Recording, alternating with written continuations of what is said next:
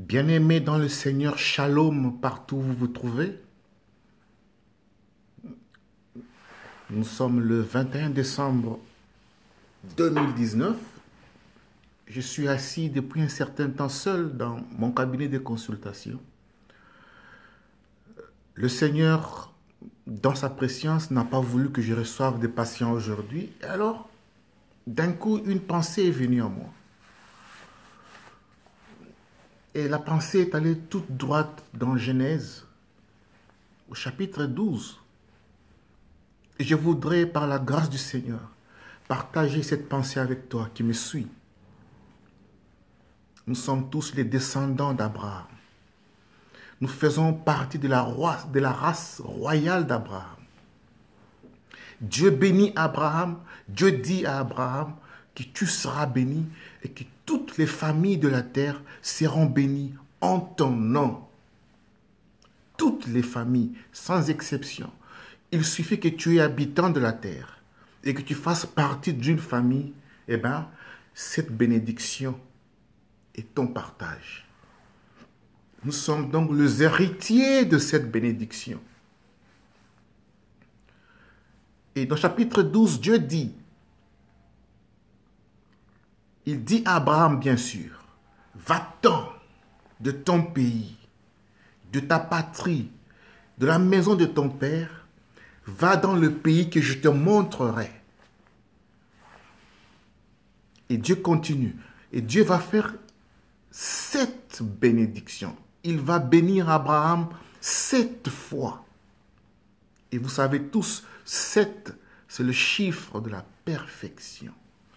Dieu dit, je ferai de toi une grande nation. Je te bénirai. Je rendrai ton nom grand. Tu seras une source de bénédiction. Je bénirai ceux qui te béniront. Je maudirai ceux qui te maudiront. Et toutes les familles de la terre seront bénies en ton nom. Ça, c'est merveilleux. Rappelez-vous, Abraham, c'est un hébreu, bien sûr. Mais Abraham vient d'Ur, en Chaldée, idolâtre. Il ne connaissait pas Jéhovah. Il ne connaissait pas Dieu. Il n'avait jamais prié de sa vie. La Bible ne dit pas qu'Abraham avait fait jeûne et prière pour que Dieu lui apparaisse. Nulle part dans la Bible est écrit, c'est parce qu'Abraham avait fait des efforts de prière, des jeûnes, des prières, de l'aumône, de ceci. Non. Dieu dans sa préscience, Dieu dans sa souveraineté se décide d'apparaître à Abraham et il appelle d'une voix douce et ferme, Abraham, sors de ton pays, de ta patrie, de la maison de ton père, va dans le pays que je te montrerai. Je ferai de toi une grande nation.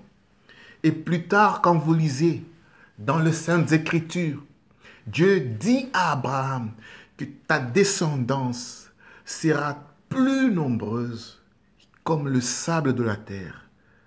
Aussi bien, si on peut compter le sable de la terre, ta descendance aussi sera comptée. Dieu dit à Abraham que ta descendance remplira toute la surface de la terre. Il lui dit encore, sors, regarde dans le ciel et compte les étoiles, si tu peux les compter. Et vous savez, Dieu n'est pas un homme pour se tromper. Et Dieu n'est pas un fils de l'homme pour se repentir. La parole de Dieu, elle est la même hier, aujourd'hui et éternellement. Elle est d'actualité. Ce que Dieu dit à Abraham il y a des années est d'actualité aujourd'hui. C'est vrai. Dans la promesse que Dieu a faite à Abraham, nous avons vu Isaac. Dans la promesse que Dieu a faite à Abraham, Jésus est sorti. Dans la promesse que Dieu a faite à Abraham, toi et moi, nous existons. Nous nous reconnaissons dans cette promesse. Cette promesse est notre partage. Nous avons donc une part de l'héritage. Car Dieu dit à Abraham, toutes les familles de la terre seront bénies en ton nom. Sommes-nous habitants de la terre? Oui.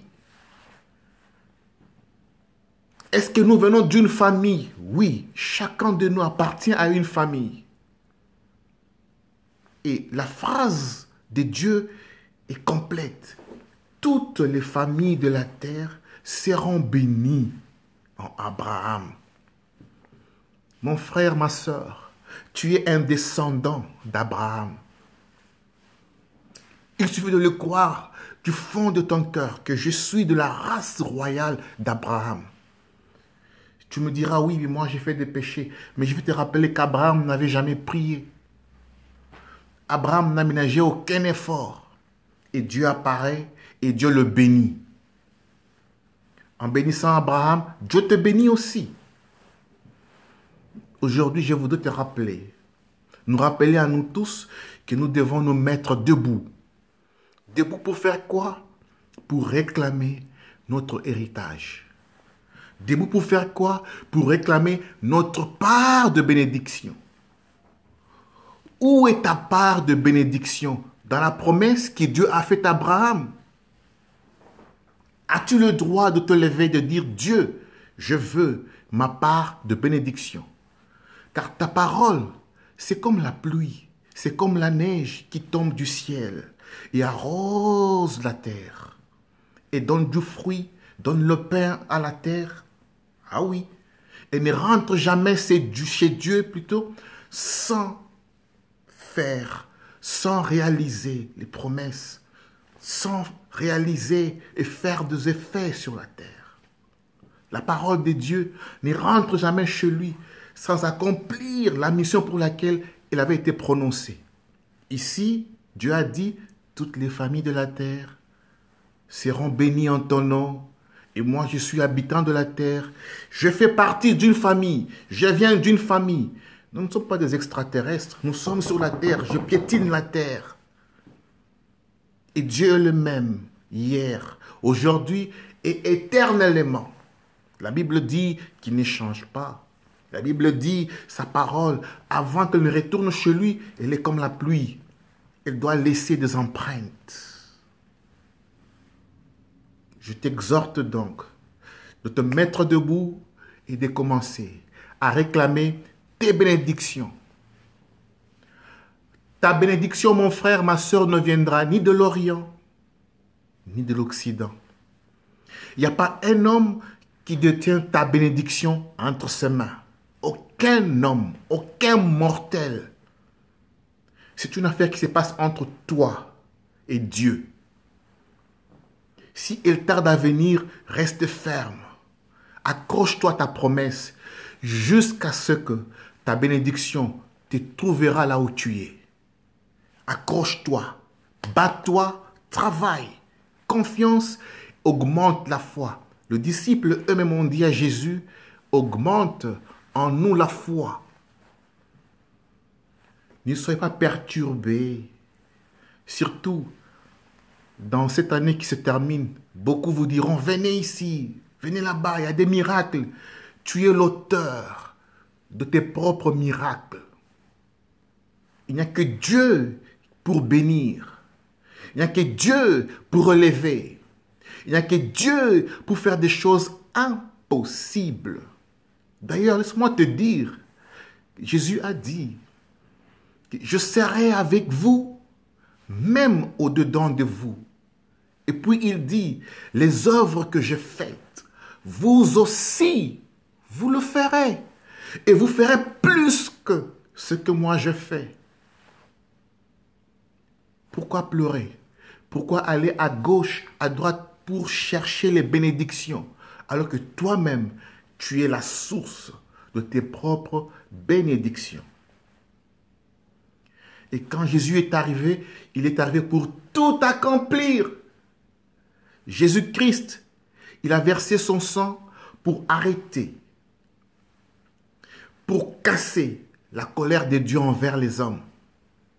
Ah oui, jadis, c'était le sang des boucs, le sang des béliers, des taureaux, de l'agneau, que le souverain sacrificateur, le lévite, offrait en holocauste à Dieu pour la rémission de péchés. Mais ce sang-là n'était pas efficace. Pas du tout efficace. Mais ce sang-là était suffisamment fort dans un délai bien déterminé pour ôter le péché. Rappelez-vous en Égypte, Dieu dit aux enfants d'Israël, prenez un veau gras, tuez les veaux, prenez le sang, appliquez le sang sur les linteaux de la porte et sur les fenêtres, de telle sorte que quand l'ange de la mort viendra la nuit pour réclamer, pour tuer le premier-né en Égypte, lorsqu'il viendra devant vous, votre maison, et qu'il voie le sang appliqué, l'ange de la mort passera dessus. L'ange de la mort, c'est un ange de Dieu que Dieu envoie pour aller s'aimer la terreur, pour tuer les enfants. Le premier-né en Égypte. Mais au fait, l'ange qui était là pour tuer tout premier-né dans un espace bien déterminé. Que tu sois israélien, que tu sois juif, que tu sois congolais, que tu sois égyptien, si tu n'as pas appliqué le sang comme la parole de Dieu l'avait dit en ce temps-là, eh bien, ton premier-né va être tué. C'était ça la loi. Donc le sang de l'agneau ici arrêtait la colère de Dieu. Dieu était en colère contre Pharaon. Pourquoi? Parce que Pharaon ne laissait pas partir des enfants d'Israël d'Égypte. Et pour le frapper, Dieu envoie l'ange de la mort pour aller et tuer et frapper le premier-né en Égypte. Mais pour écarter son peuple, il leur dit, prenez le sang, appliquez sur les linteaux, sur les portes, afin que l'ange de la mort ne tuasse vos enfants. C'est ce que firent les enfants d'Israël dans le temps. Mais c'était limité. Le sang des taureaux, le sang des boucs offerts par les souverains sacrificateurs n'était pas suffisant. Et d'ailleurs, eux-mêmes, les souverains sacrificateurs, c'était des pécheurs. Ils devaient d'abord tuer les taureaux en holocauste pour leur propre péché. Se sanctifier, se consacrer, avant d'aller présenter le sang en holocauste en faveur de la population. Mais Jésus-Christ a envoyé un souverain sacrificateur selon l'ordre de Melchisédek, le roi de Salem, le roi de paix, le roi de justice. Dieu a dit, je vais envoyer un souverain sacrificateur sans tache, sans péché. En lui, il est souverain sacrificateur, et en lui, il est agneau de Dieu, en lui, il est le lion de la tribu de Juda. Comme ça, comme Satan est toujours là pour accuser les enfants de Dieu. Et comme Satan connaît la faiblesse de Dieu, c'est quoi la faiblesse de Dieu? Dieu a aussi une faiblesse, vous savez.